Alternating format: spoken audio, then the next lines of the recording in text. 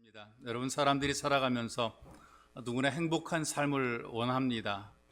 그럼 뭐가 행복이냐 물어보게 되면 사람마다 행복의 조건이라든가 행복의 분위기, 느낌이 서로 다른 것을 보게 돼요. 어떤 사람들은 재산이 많으면 행복한 것으로 생각을 하고요. 또 건강하게 될 때의 행복이라고 생각하는 사람들이 있고요. 그리고 또 마음이 편해야 행복이라고 말하는 사람들이 있습니다. 그리고 욕심이 많은 사람들은 이 모든 걸 다 가지고 있어야, 돈도 있어야 되고 건강해야 되고 마음도 편해야 되고 이걸 다 가지고 있을 때 비로소 행복하다, 이렇게 얘기를 해요. 여러분, 행복한 사람들에게 보여주는 공통점이 있습니다. 나는 행복해 라는 고백을 하는 사람들을 보게 되면 마음속 깊은 곳에 감사함이 자리하고 있다는 얘기죠. 그 마음속 깊은 곳에 감사함이 있기 때문에 그는 어떤 환경, 어떤 조건, 어떤 자리에서라도 그는 행복을 고백하고 행복을 말하는 것입니다. 그래서 여러분들이 감사함으로 살아간다면 그 사람은 지금 행복을 누리고 살아가는 것이죠.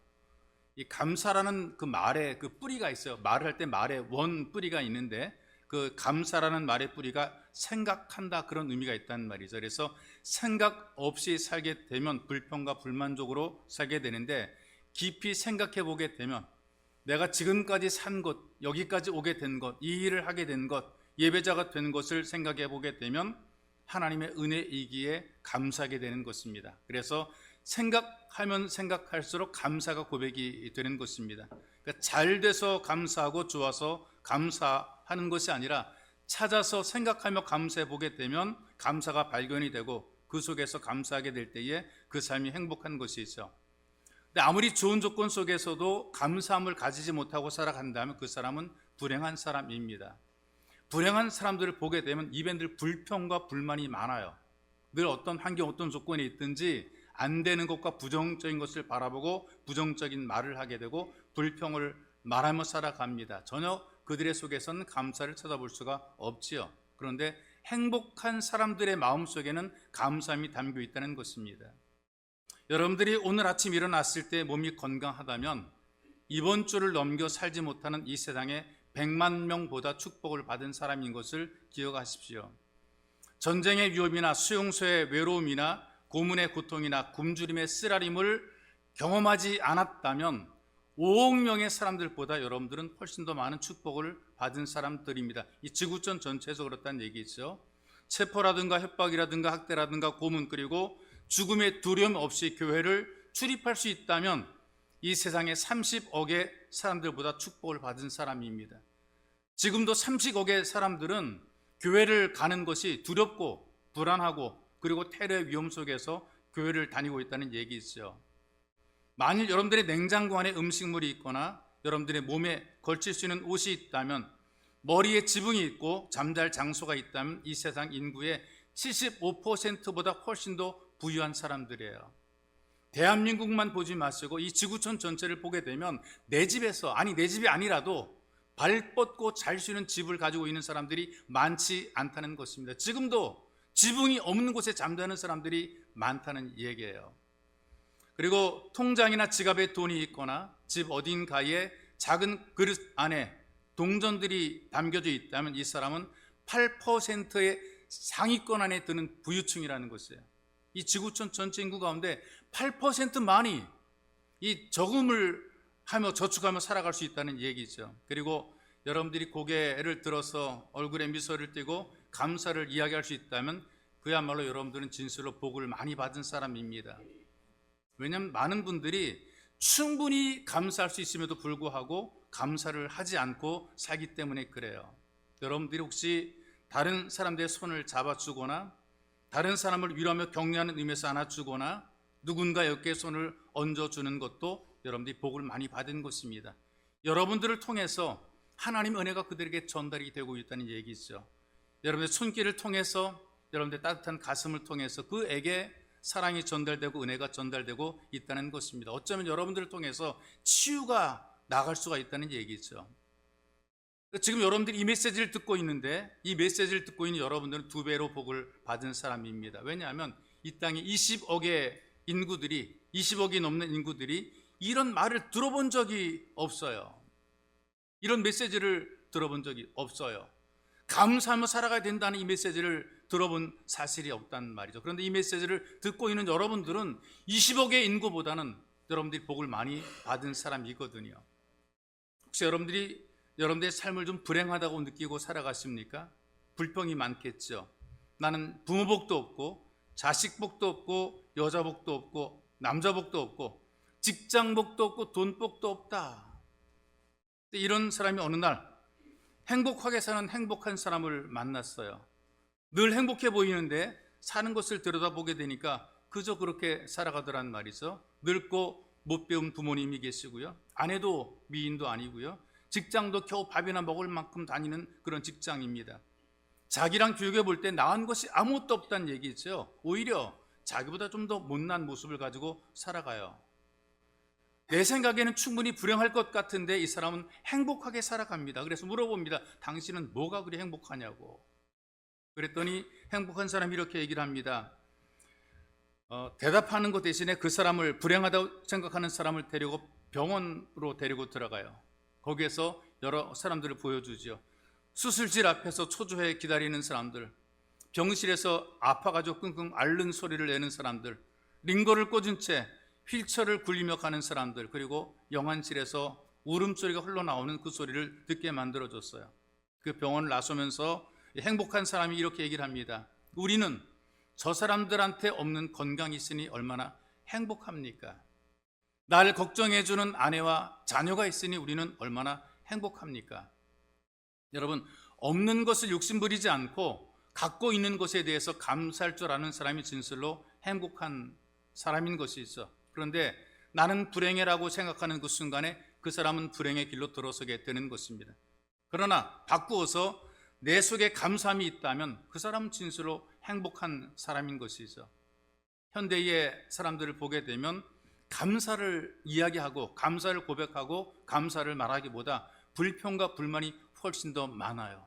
그러니 나는 불행하다고 말하지 않음에도 불구하고 자기 스스로 자기의 삶이 불행한 삶으로 살고 있다는 것이죠. 감사를 잃어버렸기 때문에 행복도 잃어버리게 된 것입니다. 오늘 여러분들에게 주어진 말씀을 보게 되면 부르심을 받고 은혜 받은 성도로서 어떻게 살아가야 되는가 하는 교훈을 주고 있다는 말이 있어. 이 골로새서라고 하는 것이 바울이 감옥에서 쓴 하나님의 메시지란 말이에요. 환경이 좋은 자리에서 막 감사함이 넘쳐나고 풍족함이 막 부어주어지고 모자라는 것이 아무것도 없는 그런 좋은 환경 속에 이 메시지를 쓴 것이 아니라 감옥에 들어앉아 이 메시지를 보냈단 말이 있어. 처음에는 기독교의 원리를 설명을 하고 그 다음에는 어떻게 살 것인가, 이 삶에 대한 실제적인 교훈을 선포하게 되는데, 우리 그리스도인들이 이 땅에 살아가면서 어떻게 살 것인가, 성도가 되어서 예수 믿는 사람이 되어서 어떻게 살아야 사람들에게 덕스러운 모습을 보여주고 살고 은혜를 끼치는 이 복의 통로로 우리가 살 것인가를 가르쳐 주고 있어요. 그래서 하나님의 자녀답게 새롭게 살아가라고 우리에게 가르쳐 줍니다. 왜냐하면 우리는 새로운 사람이 됐단 말이에요. 하나님의 자녀로 이 땅을 살고 있단 말이죠. 그런데 하나님의 자녀로 어떻게 살 것인가를 우리에게 설명해 주면서 반복적으로 우리에게 주시는 메시지가 있어요. 15절에 보니까 너희는 또한 감사하는 자가 되라. 16절에 감사하는 마음으로 하나님께 찬양하고, 17절에 보니까 하나님 아버지께 감사하라. 이 감사함으로 살아가는 삶을 우리에게 요구를 하고, 이렇게 살아가는 것이 진짜 행복한 삶인 것을 우리에게 설명해 주고 있어요. 왜냐? 이 감사하면 살아가게 되니까 만족을 누리게 되고, 만족하니까 사람이 행복해지게 되는 것입니다. 예수를 믿으니까 그리스도의 평강이 우리에게 주어지게 되고, 그리스도의 평강이 주어지게 되니까 이 땅을 살아가면서 우리가 부족함이 없는 은혜를 깨닫게 되는 것입니다. 예수님이 십자가 위에서 다 이뤄놓았어요. 완벽하게 우리를 평안하게 만들어 놓으셨단 말이죠. 그래서 이것은 세상에서 주는 물질이라든가 건강이라든가 이런 것으로 누려지는 것이 아니라 예수를 믿음으로만 누리는 하나님의 평강이란 말이죠. 그런 이렇게 하나님의 평강으로 부르신 하나님께 감사라고 우리에게 말씀을 하고 있는 것입니다. 그러니 우리가 이 땅에서 보여지는 환경이나 조건 때문에 감사하는 것이 아니고 평안함으로 부르신 하나님의 은혜를 믿음으로 받고 하나님 앞에 감사하는 것이고, 이런 감사를 통해서 우리가 만족의 복을 누리게 되어 있습니다. 행복한 것은 만족하다는 것이거든요. 불평, 불만이 없고 모자라는 것이 없고 만족하다는 것입니다. 이 만족이 어디서 만들어지게 되느냐? 감사가 충만할수록 만족한 삶을 살게 돼 있어요. 그래서 우리는 이 감사를 억지로라도 가르쳐야 됩니다. 연습을 해야 된단 말이죠. 유대인들이 세계적으로 자녀 교육을 잘하기로 유명합니다. 그럼 누가 그렇게 자녀를 잘 교육하는가? 어머니들이에요. 유대인 어머니들이. 그래서 유대인들을 보게 되면 거의 모계사회가 됩니다. 어머니의 품속에 젖먹이 때부터 어머니들이 아이를 계속해서 가르친단 말이에요. 여러 명의 자녀를 잘 키워낸단 말이죠. 그럼 그런 어머니들이 다른 어머니보다 많이 배웠냐? 뭐 부유하냐? 그런 것 아니란 말이에요. 평범한 동네 아줌마예요. 그런데 같은 동네 아줌마들보다도 훨씬 더 아이를 잘 기른단 말이죠. 물어봅니다. 동네 아줌마들이 유대인 그 엄마들에게 물어봐요. 아니 당신은 하나도 아니고 이 많은 아이들을 어떻게 이렇게 잘 키웠냐고. 애들이 한둘이 아니거든요. 줄줄이 자탕해요. 근데 그런 아이들을 다 잘 길렀어요. 그랬더니 그 유대인 엄마가 세 가지를 말해요. 모든 일에 무조건 감사하고 살 것을 가르쳤습니다. 말을 할 때 불평이나 원망하는 말을 못하게 하고 감사가 입에 습관이 되도록 가르쳤대요. 뭐 조그만 일에도 감사라고 가르쳤대요. 입에 이 감사라는 말이 습관이 되도록 그렇게 가르쳤대요. 그리고 원망과 불평하는 사람과는 친하지 말라고 가르쳤대요. 원망하고 불평하는, 습관적으로 불평하는 분들이 있거든요. 그리고 불평거리를 만들기도 해요. 이유를 붙여가지고 불평하고 원망하는 이런 일들이 만들어지기도 해요. 이게 습관이기 때문에 그렇습니다. 그런 사람과 함께 어울려 있다 보게 되면 자기도 똑같이 물들어가는 거예요. 불평에 물들고 원망에 물들어가게 돼서 감사를 잃어버리게 되는 것이죠. 그래서 친구를 사귀거나 사람들과의 관계 속에서 감사를 잃어버린 사람과는 사귀지 말라는 거예요. 원망과 불평을 계속 말하는 사람과는 가까이 하지 말라는 거예요. 늘 감사함으로 살아가는 그런 사람과 가까이 하라는 것이죠. 그리고 언제나 감사하는 사람과 친해라. 이것이 내가 자녀를 교육한 전부였다. 그랬더니 그 아이들이 다 자라게 되었다라고 얘기를 하는 것입니다. 우리가 예수를 몰랐을 때는요, 우리도 감사보다도 원망과 불평이 많았을 수 있습니다. 남들을 보고 부러워하면서 나는 왜 이렇게 살아가야 되는가, 불평 원망 많이 했을까. 그런데 예수를 믿고 예수를 알고부터는 우리가 감사도 알고 감사를 받아들여야 되는 거예요. 예수님 한 분만으로 만족함을 누릴 줄 알게 될 때 비로소 우리가 참된 신앙인이 되는 것이고, 이때 진짜 행복한 삶을 살게 되는 거예요. 근데 예수를 믿고 교회를 아무리 오래 다녀도요, 이 마음속에 불평과 불만이 많이 있다면 이 사람은 행복한 사람이 아닙니다. 욕심 때문에 불만이 많고요. 그리고 이 욕심 때문에 만족이 깨어지게 되고 감사도 사라지게 되는 거예요. 사람들 마음속에 주어진 이 감사를 누리지 못하고 살고 있어요. 그래서 감사를 자꾸 깨트려요. 우리 앞에 주어진 감사가 깨지고 사방의 감사가 깨지며 살아가는 거죠. 원망, 불평으로 깨지게 되는 거예요. 사람들은 내가 갖지 못한 것을 자식에게 물려주고 싶어하고 자식이 내 대신에 뭔가를 충족하기를 원한단 말이죠. 그래서 원하는 만큼 배우지 못해서 늘 아쉬운 아버지가 있었어요. 내가 조금만 더 공부했던 내 훌륭하게 될 텐데라는 그런 아쉬움을 갖고 있는 아버지가 있었거든요.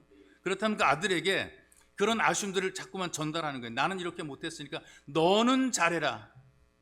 그래서 그 아들을 자꾸만 공부하도록 밀어줍니다. 공부를 열심히 하도록 밀어주는 거예요. 그런데 아들이 아버지 기대에 미치지 못해. 왜?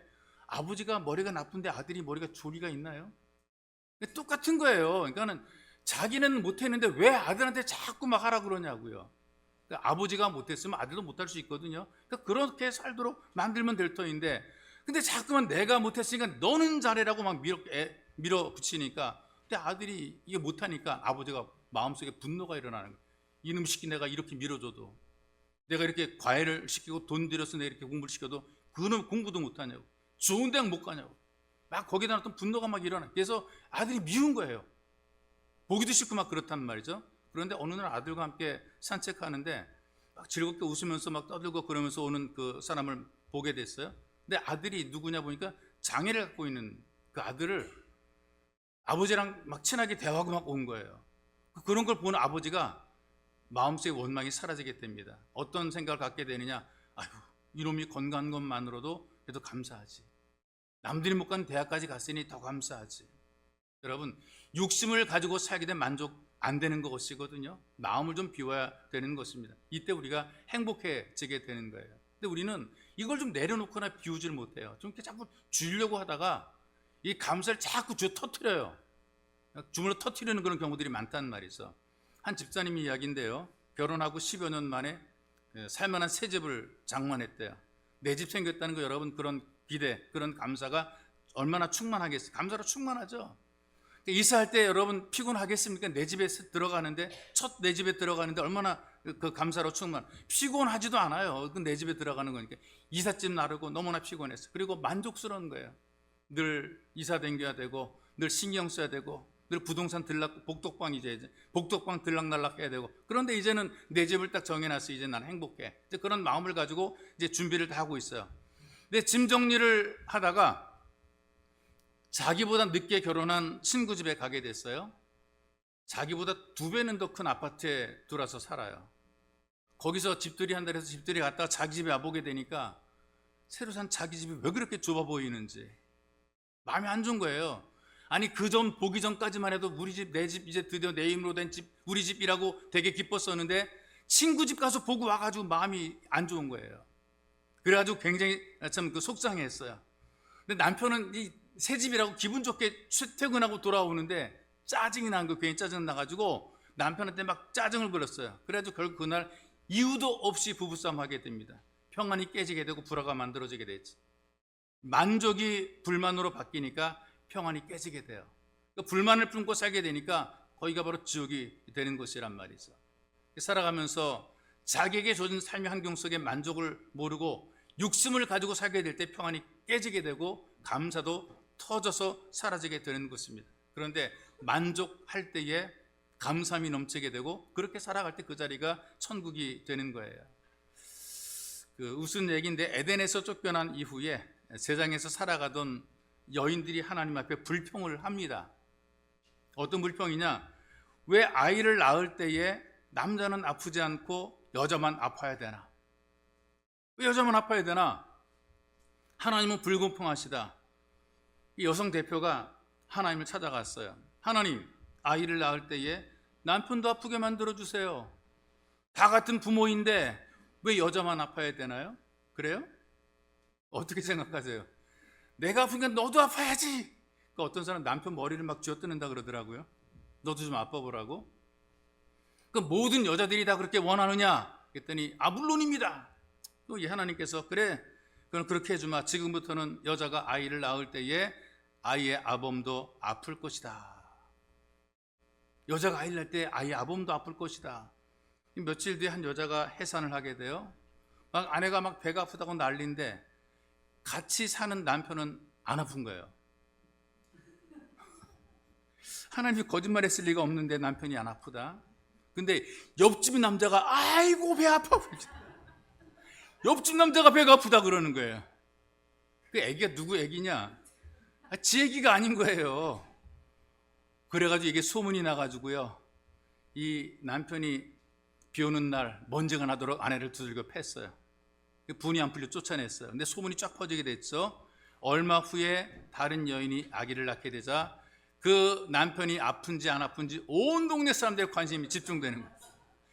아프냐 안 아프냐? 그 남편도 아프지 않았어요. 언덕 넘어 사는 다른 남자가 아이고 배야 그러고 있는 거예요. 결국 여자만 매맞고 쫓겨나게 됐다는 말이죠. 여성 대표가 하나님께 찾아가서 하나님 제발 부탁입니다. 이전처럼 해주세요. 이전처럼 해주세요. 하나님이 애초에 준 것처럼 해주세요. 하나님께서 말씀하시죠. 그래, 내가 원래 지은 대로 사는 것이 맞느니라. 여자가 여자끼리 남자가 남자끼리 하나님께서 애초에 지어놓은 그대로 사는 것이 맞느니라. 그래서 지금도 여자가 아기를 낳을 때에 여자만 아픈 것이다. 믿거나 말거나. 제가 이 얘기하는 건 다른 것이 아니고요, 하나님께서 원래 주신 대로 지으신 대로 감사하며 사는 것이 행복하다는 얘기예요. 내게 준 대로, 나에게 맡겨준 대로, 내 분복대로, 내 그릇대로 나한테 맡겨준 이것이 진짜 좋다는 거예요. 자꾸 넘치게 욕심을 내다가 감사를 잃어버리는 불행한 삶이 되어서는 안 된다는 얘기 있어. 여러분, 이 땅에 사람들이 많이 있는데 그 많은 사람 가운데 여러분과 제가 하나님의 자녀로 부름받았잖아요. 이것만으로 우리는 충분히 감사해요. 평생을 감사해야 돼요. 죽을 자리에서 생명 얻어 이 귀한 은혜를 누리고 사는 우리들은 평생을 감사하며 살아가야 돼요. 아무것도 우리한테 해주지 않아도, 우리한테 돈 주지 않고 건강 주지 않더라도 우리는 행복해야 돼요. 왜?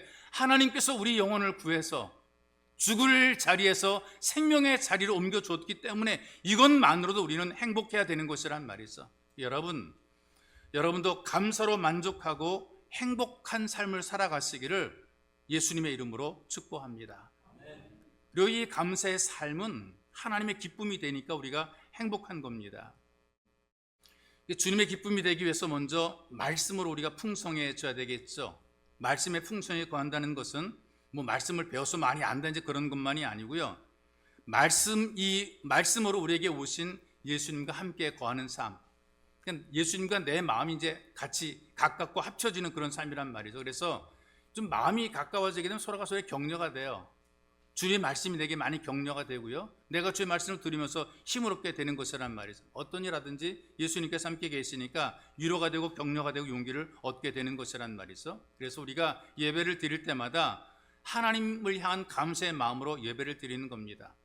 하나님의 은혜를 입어서 우리가 위로와 격려를 받으니 너무나 감사합니다. 이런 마음으로 예배를 드릴 때 우리가 감사함으로 예배를 드리니까 하나님이 받으실 때 이게 기쁨이 되는 거예요. 원망하고 불평하고 왜 그러냐 저러냐 말이 많고 그런 것이 아니라 감사함으로 예배를 드리니까 하나님이 기쁨이 되고 하나님께서 기뻐하시니까 나도 좋은 것이란 말이 있어. 여러분 이걸 알아야 됩니다.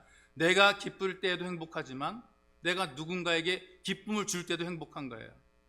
내가 만족할 때도 행복하지만 내가 누군가를 만족하게 만들어주면 그것도 진짜 행복한 것이란 말이죠. 근데 문제가 뭐냐 하면 나만 기쁘게 하려고 그러고 나만 만족하려고 하다 보니까 행복이 깨지는 거예요. 내 만족을 위해서, 내 기쁨을 위해서, 내 행복을 위해서 사람도 바꾸고 환경도 바꾸고 집도 바꾸고 오래 못 가더라고요. 바꿔도 그 인간이 그 인간이고요. 그 자리가 그 자리가 되는 거란 말이에요. 내가 행복할 때는 남편과 가족들에게 기쁨과 만족을 줄 때에, 남편이 보람을 느낄 때에 이때 행복한 것이란 말이죠. 그리고 남편이 행복한 것도 아내와 가족들에게 뭔가 기쁨을 줄 때 행복한 것이란 말이죠. 그런데 내가 서로 내가 나만 기뻐하고 나만 만족 누리려고 하다 보니까 불화하게 되고 불행해지게 되는 것입니다. 누군가 참 기쁘게 해주고 만족하게 만드는 삶이 좀 우선이 되게 될 때에 이것이 진짜 기쁨이 되는데 그 중에서 가장 중요한 것이 뭐냐면 바로 언어, 말입니다. 남들에게 좀 기쁨을 줄 수 있고 좀 격려해 주는 것이 바로 언어, 말이란 말이죠. 그래서 말 한마디에 인생이 불행하게 되기도 하고 말 한마디에 가정이 파탄되기도 하고 말 한마디 때문에 사람과 사람 사이가 멀어지게 되고 불화하는 경우들이 많아요. 그런데 말을 지혜롭게 하게 되면 거래처가 생깁니다. 사람들이 몰려옵니다. 상품을 더 많이 팔 수가 있습니다. 한마디의 말이 기쁨을 주기도 하고 분노하게 하기도 하는 거예요. 그 말이 용기를 주게 하기도 하고 사람을 절망과 좌절에 빠뜨리게 되는 거란 말이죠. 많은 여자들이 제비족에 넘어간다 그래요. 근데 제비족에 넘어가는 여자들의 그 성향을 보니까 돈도 많고 똑똑한 여자들이고 많이 배운 여자들도 제비족에 넘어간다는 거죠. 왜 넘어가냐? 이 제비족이 돈이 많아 넘어가는 것이 아니란 말이죠. 원래 날라리 백수 건달이거든요. 여자 등쳐먹고 살아가는 사람들이란 말이죠. 그 제비족이 외모가 뛰어나서 넘어가는가? 그것도 아니에요. 뭐 아무리 기름독에 좀 집어넣었다 빼도 니글니글한 사람들 많거든요. 느끼한 사람들이 많단 말이죠. 제가 들었던 사람들 대부분 다 허우대 볼품이 없는 사람들이에요. 외적인 매력이라고 하는 볼품이 없단 말이에요. 그런데 여자들이 잘 넘어가요. 왜 그러냐 알고 봤더니요. 말에 기름 바른 외모에 넘어가는 것이 아니라 기름 바른 말에 넘어간단 말이죠. 이 사기성이 농한 거 아니겠어요? 마음에도 없어요. 그런데 사모님 그 말에 홀랑 다 넘어가는 거예요. 평생 남편에게 사모님이란 소리 들어본 적 없잖아요. 이거 그랬잖아요. 이거. 근데 제비들이가 작업할 때 그렇게 안 하거든요. 막 몸매가 흐트러져도 탄력 있으십니다. 잘 어울리십니다. 뭐 돈도 안 들어가는 기름 바른 말을 막 해준단 말이에요. 근데 그런 말 듣거나 진짜인 줄 알고 착각을 하고 거기 홀랑 넘어가는 사람들이 굉장히 많단 말이죠. 그러니까 뭔가 말로 자꾸 기쁘게 만들어주게 되니까 그 말 때문에 홀랑 넘어가는 경우들이 많은 거예요. 말로 천냥빛을 갚는다 이제 그런 말이 있지 않습니까? 우리가 말로 자녀를 기쁘게 해주게 되면 자녀가 힘을 내 공부를 하게 됩니다. 자녀가 말로 부모를 기쁘게 해주게 되면 10,000원짜리 더 들어올 수 있단 말이죠. 우리도 말로 사람들을 격려하고 위로하게 되면 이 기쁨과 이 은혜가 내게로 돌아오게 되는 거예요. 그런데 여러분, 우리가 하나님을 기쁘시게 하면 우리가 행복해지게 되는 거란 말이죠. 어떻게 우리가 하나님을 기쁘시게 하는가? 예배 자리를 통해서 하나님 말씀을 들으며 하나님 앞에 온 마음 다해 찬양을 하는 이 예배의 자리를 통해서 하나님을 기쁘시게 하는 거란 말이죠. 그러니 찬양도 우리가 오늘 함께 영광 돌렸지만 이게 말로만 하는 것은 아니란 말이에요. 마음을 담아 드리고 있지 않습니까? 하나님, 여러분이 찬양을 받으시고 기뻐하십니다. 여러분들의 감사를 받으시고 기뻐하십니다. 이렇게 하나님을 기쁘시게 하는 것이 바로 우리의 행복이 되는 것이고 하나님께서 우리의 삶을 보장해 주는 거예요. 그러니 하나님께서 내 삶을 책임져 주니, 해결해 주니 우리는 행복한 삶을 살게 되는 거죠. 이런 것을 경험한 분들이 시로서 고백을 하고 이것이 우리가 찬송으로 고백을 하게 되는데 498장에 보니까 3절에 이런 가사가 있더라고요. 내가 염려하며 계획하던 것, 인생 살면서 우리 염려하며 우리가 막 고민하며 계획하는 것, 믿고 기도하며 주께 맡기고, 믿고 기도하며 주께 맡기고 나의 모든 손 던져버리고 이제 주만 위에 힘써 일하리. 그러니까 나의 생명 되는 주 예수님 영원토록 모셔 내 기쁨이 되시네. 내 만족을 위해, 내 기쁨을 위해 살기보다 주님의 기쁨이 되어드렸더니 주님께서 영원토록 내 기쁨이 되신다라고 하는 이 찬양으로 고백을 하고 있는 것이란 말이죠. 그런 여러분들이 앉아있는 바로 이 자리가 하나님을 기쁘시게 하는 자리가 되는 것입니다. 그러니 이 땅에 살면서 하나님의 자녀로 부르심받고 모일 수 있는 것이 얼마나 커다란 행복입니까? 이 땅에 많은 사람들이 무엇을 얻고 누리고 소유하고 있을 때 감사하더라고요. 그런데 성도는 그럼에도 불구하고 감사합니다. 이 감사한 마음이 행복을 누리는 원재료가 되는 것입니다. 그래서 감사로 하나님을 기쁘시게 하고 하나님을 기쁘시게 함으로 행복한 삶이 되시기를 주님의 이름으로 축복합니다. 그리고 세 번째로, 감사의 삶은 은혜로 살기 때문에 행복한 것이에요. 하나님의 은혜로 사니까 행복하죠. 말에나 일에나 다 주 예수의 이름으로 하고 그를 힘입어 하나님 아버지께 감사하라. 그를 힘입어, 예수를 힘입어 그리스 능력으로 하나님 앞에 감사하라, 이렇게 얘기를 하는 것이란 말이죠. 우리가 이 땅에 살아갈 때 내 힘으로 사는 것 절대로 아닙니다. 여러분들이 내가 가야지 하고 여기 교회 오신 것 같지만 하나님의 은혜로 이끌림 받아 오게 된 것입니다. 이게 언제 알게 되는가? 예수를 믿다 보게 되면 내가 이렇게 예배당에 오게 되고 예수 믿게 되는 것이 하나님의 은혜였다. 나를 부르신 하나님, 나를 이끄신 하나님의 부르심이었다. 이 은혜인 것을 알게 되고 하나님 앞에 감사를 고백하게 되는 것입니다. 여러분들이 감사할 때에 뭔가 내가 기대했던 것 이상으로 좋은 일이 생기면 감사하고요. 또 뭔가 감사하다는 것을 느끼게 될 때 우리가 감사를 고백해요. 그런데 아무리 좋은 조건이 생겼어도 모르면 감사를 못하게 되는 거죠. 여러분, 은혜라는 것은요, 하나님의 은혜는 모든 걸 다 감사하더라고요. 있던 없던 가졌던 가지지 못했던 건강하던 약하던 다 감사를 하면서 하게 돼요. 이 감사가 그냥 머릿속에서 만들어지고 고백이 되는 거예요. 하나님의 은혜가 내게 임했기 때문에 그냥 감사가 저절로 나오게 된단 말이죠. 이런 감사도 있더라고요. 어떤 사람이 막 비가 오는데 하나님 앞에 두 손 들고 감사를 해요. 왜 감사하나 그랬더니 내 얼굴을 보니 하나님 너무나 감사하대요. 왜냐? 오묘하게 만들어 줬다는 것이죠. 뭐가 오묘냐 그랬더니요, 눈썹을 주어서 비가 눈에 들어가지 않도록 만들어 놓으시고 코가 위로 구멍이 안 뚫려가지고 빗물이 글로 들어가지 않게 하시니 아래로 뚫어주시니 얼마나 감사하냐. 별게 다 감사한 거예요. 모든 게 다 감사한 거예요. 은혜로 사니까 다 감사가 되는 거란 말이죠. 이 땅에 살면서 우리가 은혜로 사는 삶을 믿으면 감사합니다. 참 좋으신 하나님을 믿으면 그 은혜에 감사하며 살게 됩니다. 여기까지 하나님께서 도우셨는데 내 미래를 하나님이 책임져 주시리라, 이런 믿음을 가지니까 우리가 감사하게 되는 것이죠. 그래서 여러분들의 마음속에 믿음이 있으면 그 사람은 은혜 받은 삶이 되는 것이고, 은혜로 사는 사람들은 행복한 삶을 살게 되는 것입니다. 만사를 믿음으로 바라볼 때 우리가 감사하게 돼 있어요. 뭐 기적같이 뭐 엄청난 일에 대해서 감사하는 것보다 매일의 삶에서 우리가 감사를 고백하게 되는 거죠. 이를테면 이런 경우도 있어요. 사무실이라든가 그 학생들이 즐겨 쓰는 접착식 메모지가 있죠. 붙였다 뗐다는 접착식 메모지가 있는데 포스트잇이라 그래요. 원래 실패자가 원래 그렇게 만들려고 했던 게 아니거든요. 애초에 의도했던 것은 접착력이 강한 것인데 만들어 보니까 이 접착력이 떨어진 게 손으로 뚝 떨어져 버리고 말아요? 이게 쓸모없는 것인데, 이런 생각이 들었단 말이죠. 근데 중요한 것은 이 접착식 메모제의 장점이 뭐냐? 접착력은 약하지만 붙였다 뗄 때에 흔적이 안 남게 떨어지게 되는 거죠. 그래서 테이프는 되어도 메모지로 쓸 수 없는 것들이 바로 이 접착력이 강한 것들이거든요. 그런데 약한 접착력 때문에 붙였다 뗐다 가능한 거예요. 그래서 메모지로 사용하게 되었고 세계적으로 쓰여지는 제품이 된 것이란 말이에요. 여러분, 실패했다고 생각했는데 실패까지도 더 나은 삶의 기회가 되는 것입니다. 하나님의 은혜로 생각하게 될 때에 만사가 감사한 거예요. 다 좋아지게 만들어, 나는 실패했지만 이 실패를 바꾸어서 더 좋게 만들어 놓으시는 것이고, 나는 약한데 이 약함을 통해 하나님께서 강함의 은혜를 베풀어 줘서 하나님 앞에 감사한 삶을 살게 만들어 주는 거죠. 그러니 만사를 은혜로 받아들이면 여러분들 인생이 좋아지게 되어 있습니다. 잘 되게 되어 있단 말이죠. 우리랑 그 신학적인 결은 달리하지만 한신대학의 구약학 교수 가운데 김정준 박사, 고 김정준 박사가 있어요. 젊을 때 이 양반이 폐결핵으로, 예전에 한 7, 80년 전만 돼도 폐결핵, 흔히 말 폐병이라 그랬잖아요. 폐병 걸리면 죽는 사람 많았어요. 그냥 기침하고 피를 토하다가 많이 죽었단 말이죠. 그러니까 폐결핵으로 죽음 직전에 이르게 돼가지고 마산 요양원에 있는 침대에 누워가지고 죽음을 기다립니다.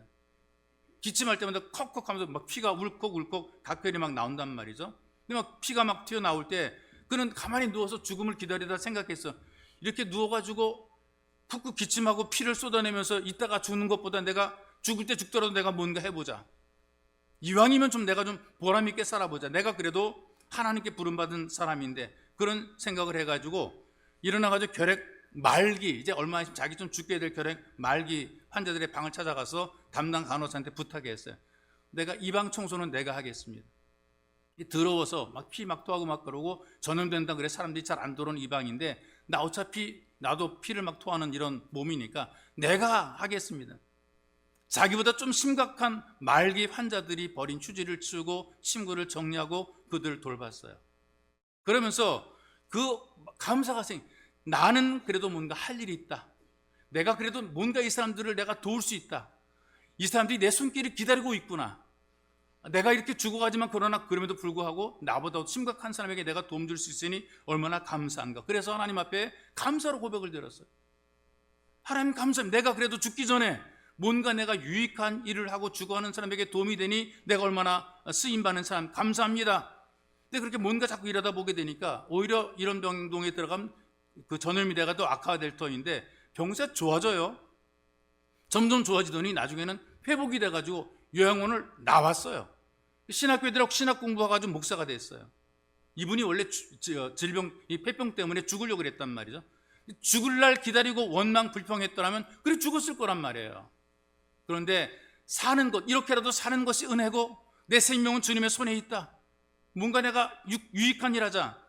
할 일을 찾았단 말이에요. 그 일을 할 수 있는 것을 감사했어. 그랬더니 하나님께서 그에게 건강 주시고 힘을 주어서 이 대학 교수, 신학교 교수까지 만들어 놓으신 것이죠. 여러분, 이 땅에 살면서 내 몫을 감당하며 살아갈 때, 뭔가 이 땅에 살면서 그래도 여전히 내가 뭔가 내 역할을 하며 살아갈 때 이게 감사한 것이고요. 이왕에 사는 거, 나보다 조금 더 어려운 사람들에게 도움이 되고 힘이 되어주며 살아갈 수 있을 때 이게 진짜 행복한 삶을 살게 되는 것입니다. 그래서 행복이라고 하는 것이 멀리 있는 것이 아니에요. 감사함 속에 행복이 주어지게 되어 있습니다. 감사하면 만족하게 됩니다.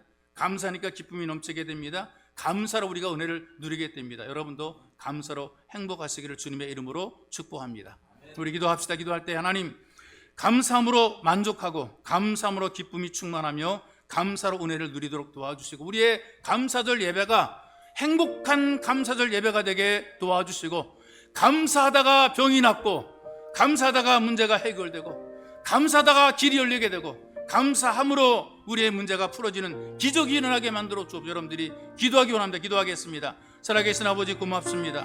우리에게 은혜 베푸셔서 한 해의 감사를 정리하고 마무리하며 감사를 하나님 앞에 올려드리는 추수감사절, 이 귀한 예배의 자리에 우리가 감사가 회복이 되고 감사가 고백이 되며 하나님 앞에 감사를 통해서 영광 돌리는 복 있는 삶이 되기를 하나님 간절히 원합니다. 하나님께 감사함을 통해서 우리 인생, 우리 삶이 만족해지게 만들어 주옵소서.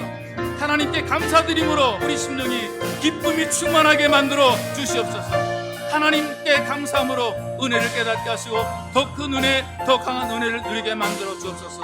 감사하는 과정 속에 감사를 통해서 기적이 만들어지게 하나님 우리를 도와주옵소서. 속에서 우러나오는 감사를 고백함으로 이 감사를 통해 약한 부분이 강해지게 하시고, 감사를 통해 문제가 해결되게 도와주시고, 감사를 통해 길 열리게 만드시고, 감사를 통해 사업도 직장도 안정되게 만드시고, 감사를 통해 하나님의 복이 누려지게 도와주시옵소서. 살아계신 하나님 아버지, 감사를 고백하며 감사하다가 질병이 치유되고, 감사하다가 문제가 풀어지게 되고, 감사하다가 사백이 열려지게 되고, 감사함을 통해서 하나님 영원롭게 하는 복된 삶을 살아갈 수 있도록, 그래서 모든 향기로운 한영교회 예수가족들이 감사함을 통해서 행복한 삶을 살아갈 수 있도록 은혜를 베풀어 주옵소서. 보배로 오신 예수님의 이름으로 기도하옵나이다. 아멘.